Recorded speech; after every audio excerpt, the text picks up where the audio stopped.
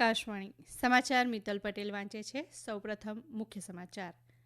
પ્રધાનમંત્રી નરેન્દ્ર મોદીએ કહ્યું છે કે ભારત વિશ્વમાં ત્રીજી સૌથી મોટું સ્ટાર્ટઅપ ઇકોસિસ્ટમ બન્યું.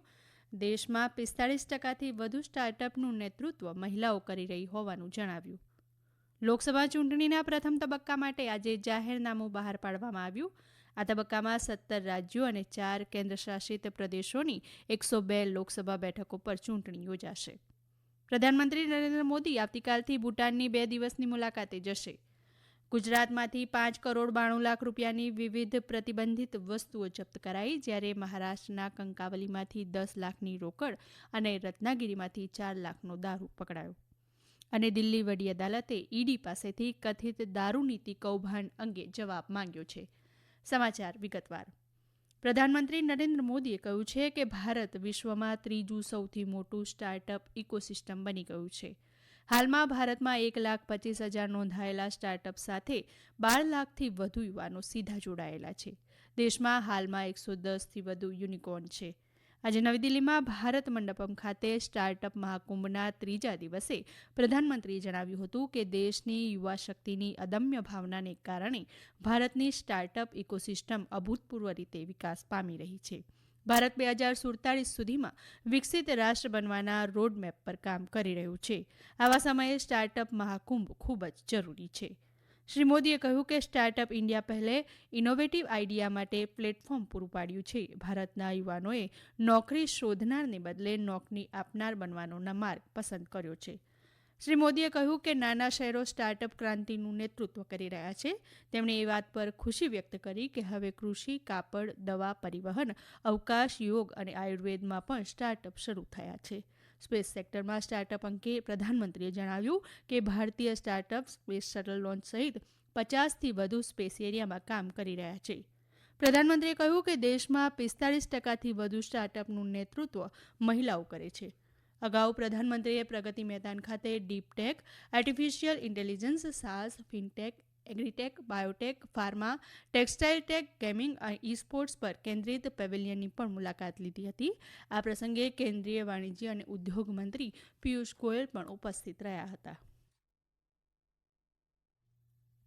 ભાજપના વરિષ્ઠ નેતા અને ગૃહમંત્રી અમિત શાહે વિશ્વાસ વ્યક્ત કર્યો છે કે એનડીએ લોકસભાની ચૂંટણીમાં 400થી વધુ બેઠકો જીતશે. તેમણે કહ્યું કે ભાજપને 370થી વધુ સીટો મળશે. આજે એક ખાનગી ટેલિવિઝન પર બોલતા શ્રી શાહે જણાવ્યું હતું કે નરેન્દ્ર મોદી સરકારે પાયાની સુવિધાઓ પૂરી પાડીને ગરીબોના ઉત્થાન માટે અનેક પગલાં લીધા છે. તેમણે કહ્યું કે છેલ્લા 10 વર્ષમાં ભારતીય અર્થવ્યવસ્થા નવી ઊંચાઈઓને સ્પર્શી છે અને દેશ વિશ્વની 5મી સૌથી મોટી અર્થવ્યવસ્થા બની ગયો છે. શ્રી શાહે ભારપૂર્વક જણાવ્યું હતું કે મોદી સરકારના ત્રીજા કાર્યકાળ દરમિયાન દેશ વિશ્વની ત્રીજી સૌથી મોટી અર્થવ્યવસ્થા બની જશે. દેશમાં શાંતિ અને સ્થિરતા લાવવા સરકારના વિવિધ પ્રયાસોનો ઉલ્લેખ કરતા શ્રી શાહે કહ્યું કે જમ્મુ કાશ્મીર અને ઉત્તર પૂર્વીય રાજ્યો અને નક્સલ પ્રભાવિત વિસ્તારોમાં હિંસક ઘટનાઓમાં લગભગ 75% ઘટાડો થયો છે. ચૂંટણી પંચે લોકસભા ચૂંટણીના પ્રથમ તબક્કા માટે આજે જાહેરનામું બહાર પાડ્યું છે. આ તબક્કામાં 17 રાજ્યો અને 4 કેન્દ્રશાસિત પ્રદેશોની 102 લોકસભા બેઠકો માટે ચૂંટણી યોજાશે. પ્રથમ તબક્કામાં તમિલનાડુની 39, રાજસ્થાનની 12, ઉત્તર પ્રદેશની 8, ઉત્તરાખંડ, આસામ અને મહારાષ્ટ્રની 5 બેઠકો માટે ચૂંટણી યોજાશે, જ્યારે બિહારની 4, પશ્ચિમ બંગાળની 3, અરુણાચલ પ્રદેશની 2, મણિપુર, મેઘાલય સહિત કુલ 12 રાજ્યોમાં ચૂંટણી યોજાશે. આ મહિનાની 27 તારીખ સુધી ઉમેદવારી પત્રો ભરી શકાશે. 28મી માર્ચે ઉમેદવારી પત્રોની ચકાસણી કરવામાં આવશે. ઉમેદવારો તેમના નામ પાછા ખેંચવાની છેલ્લી તારીખ 30મી માર્ચ રહેશે. 19મી એપ્રિલે મતદાન યોજાશે. બિહારમાં ઉમેદવારી પત્રો ભરવાની છેલ્લી તારીખ 28 માર્ચ છે. અહીં 30 માર્ચે ઉમેદવારી પત્રોની ચકાસણી થશે. ઉમેદવારો 2 એપ્રિલ સુધી તેમના નામ પાછા ખેંચી શકશે. બિહારમાં 19 એપ્રિલે મતદાન થશે. ચૂંટણી પંચે આજે ઉધમપુર ડોડા સંસદીય મતવિસ્તાર માટે જાહેરનામું બહાર પાડ્યું છે. પ્રથમ તબક્કામાં 19 એપ્રિલે મતદાન થશે. ઉમેદવારી પત્રો ભરવાની છેલ્લી તારીખ 27 માર્ચ છે. ઉમેદવારી પત્ર પરત ખેંચવાની છેલ્લી તારીખ 30મી માર્ચ છે. પશ્ચિમ બંગાળના કૂચબિહાર, અલીદ્વારપુર અને જલપાઈગુડી બેઠક પર પ્રથમ તબક્કામાં ચૂંટણી યોજાશે. કેન્દ્રીય મંત્રી નીતિશ પ્રામાણિક કૂચબિહાર બેઠક પરથી ભારતીય જનતા પાર્ટીના ઉમેદવાર છે. તેમની સામે તૃણમૂલ કોંગ્રેસે જગદીશ બર્મા બસુનિયાને પોતાના ઉમેદવાર જાહેર કર્યા છે. અરુણાચલ પ્રદેશના મુખ્ય ચૂંટણી અધિકારીએ આજે 60 વિધાનસભા બેઠકોની ચૂંટણી માટે જાહેરનામું બહાર પાડ્યું છે. રાજ્યમાં વિધાનસભાની ચૂંટણીઓ લોકસભાની ચૂંટણીઓ સાથે યોજાશે. લોકસભાની 2 અને વિધાનસભાની 60 બેઠકો માટે 19મી એપ્રિલે મતદાન થશે. ત્રિપુરામાં પશ્ચિમ લોકસભા બેઠક પર ઉમેદવારીપત્ર ભરવાના પ્રથમ દિવસે એક અપક્ષ ઉમેદવાર મિલનપાડા મોરાસિંગે ઉમેદવારીપત્ર ભર્યું છે. પપ્પુ યાદવ તરીકે જાણીતા રાજેશ રંજને તેની જન અધિકાર પાર્ટી જેએપીનું કોંગ્રેસમાં વિલીનીકરણ કર્યું છે. તેમણે નવી દિલ્હીમાં પાર્ટીના મુખ્ય મથક ખાતે કોંગ્રેસના નેતાઓ સાથે તેમની પાર્ટીનું વિલીનીકરણ કર્યું હતું. આ સમાચાર આપ આકાશવાણી પરથી સાંભળી રહ્યા છો. પ્રધાનમંત્રી નરેન્દ્ર મોદી આવતીકાલે ભૂટાનની 2 દિવસીય મુલાકાતે જશે.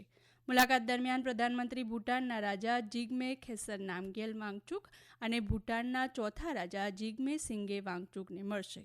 શ્રી મોદી ભૂટાનના પ્રધાનમંત્રી શેરિંગ તોબ્ગેને પણ મળશે.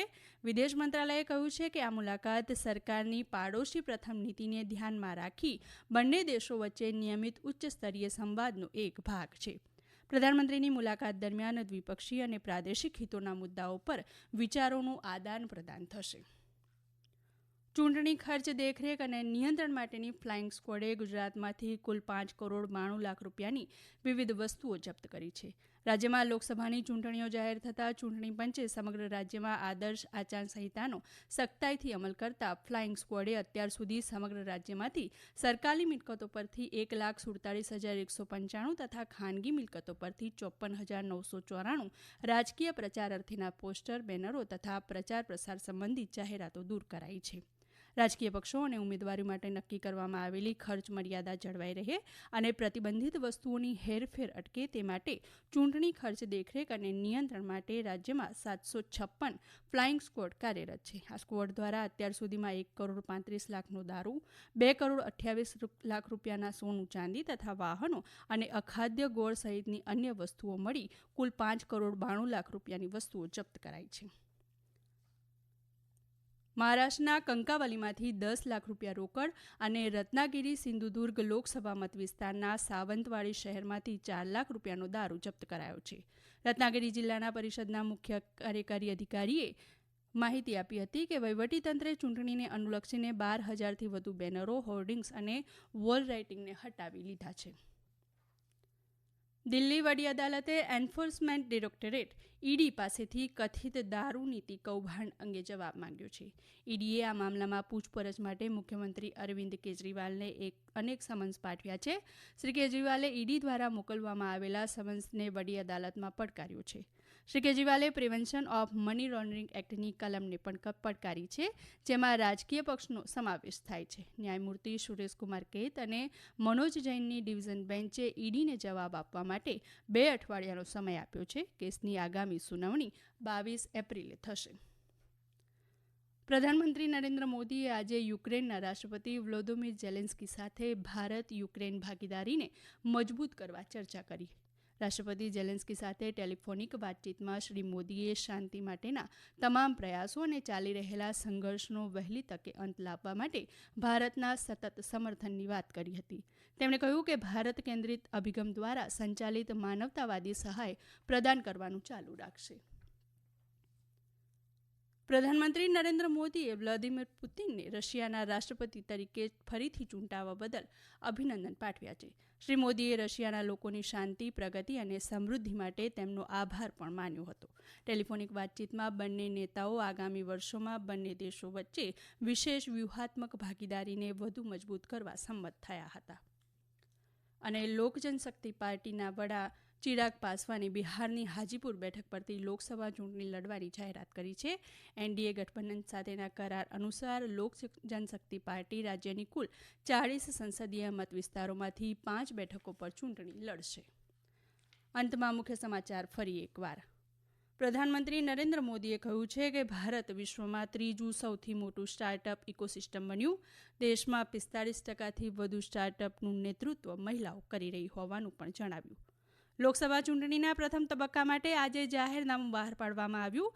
આ તબક્કામાં 17 રાજ્યો અને 4 કેન્દ્રશાસિત પ્રદેશોની 102 લોકસભા બેઠકો પર ચૂંટણી યોજાશે. અને દિલ્હી વડી અદાલતે ઈડી પાસેથી કથિત દારૂ નીતિ કૌભાંડ અંગે જવાબ માંગ્યો છે. આકાશવાણી પરથી સમાચાર પૂરા થયા.